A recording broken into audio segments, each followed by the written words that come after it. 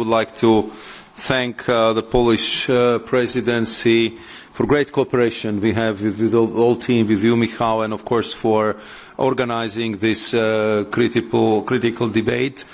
I think that, as you said, this clearly was a time well spent, especially in a moment that requires a constant and a strategic coordination.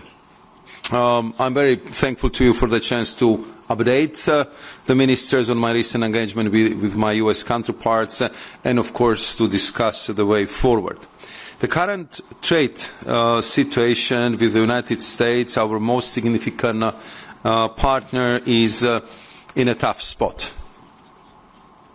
A range of tariffs is hitting a significant portion of EU exports. In fact, 380 billion euros worth of EU exports to the US.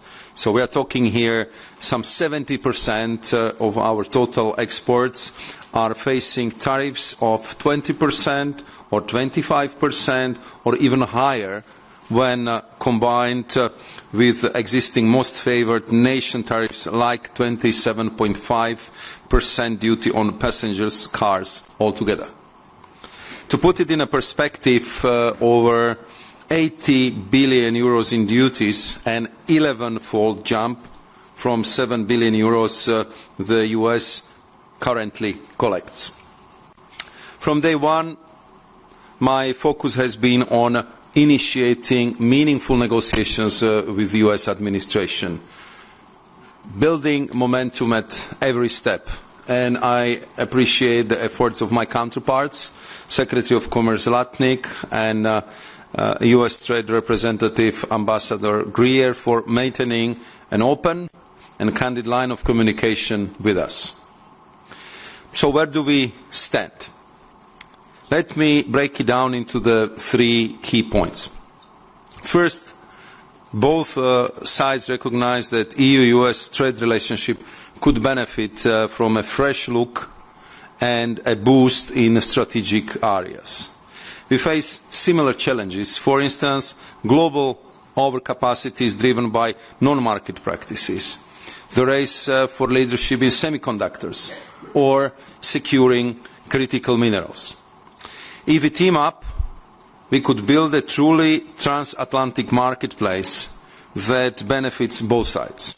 In fact, as just mentioned by President von der Leyen, we have offered zero tariffs for cars and all industrial goods. Second, let's be clear. However, engaging the US will take both time and effort. Right now, we are in the early stages of discussions because the US views tariffs not as a tactical step, but as a corrective measure. We are fully prepared to sit at the negotiation table whenever our American partners are ready. Third, while the EU remains open to and strongly prefers negotiations, we will not wait endlessly. Until we see tangible progress, we will be working along three tracks: defend our interests through countermeasures, diversify our trade through new agreements, and deter harmful trade diversions. On defending via countermeasures, in response to the steel and aluminium tariffs, we received valuable feedback from our member states and 660 stakeholders. After carefully reviewing all of it, we have worked to table a robust list of countermeasures while balancing the burden across all member states. We will be sending the final list and tariff levels to them later today.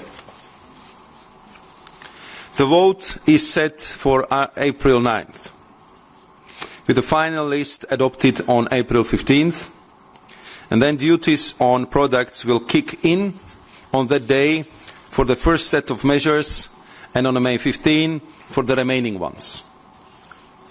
On the diversification, it is in our interest to strengthen our trade and investment ties with partners around the globe like India, Indonesia, Thailand, the Philippines, or in the Gulf region. And I want to hear from all our chief negotiators overseeing our active free trade agreement talks in order to assess how best to accelerate these talks.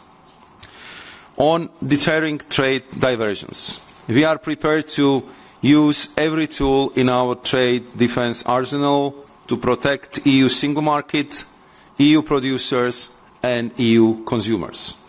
We will start by enhancing our import surveillance system to track real-time import flows, feeding our action with the timely intelligence, and I think you just heard from the President von der Leyen that to that effect we will set up a specific task force.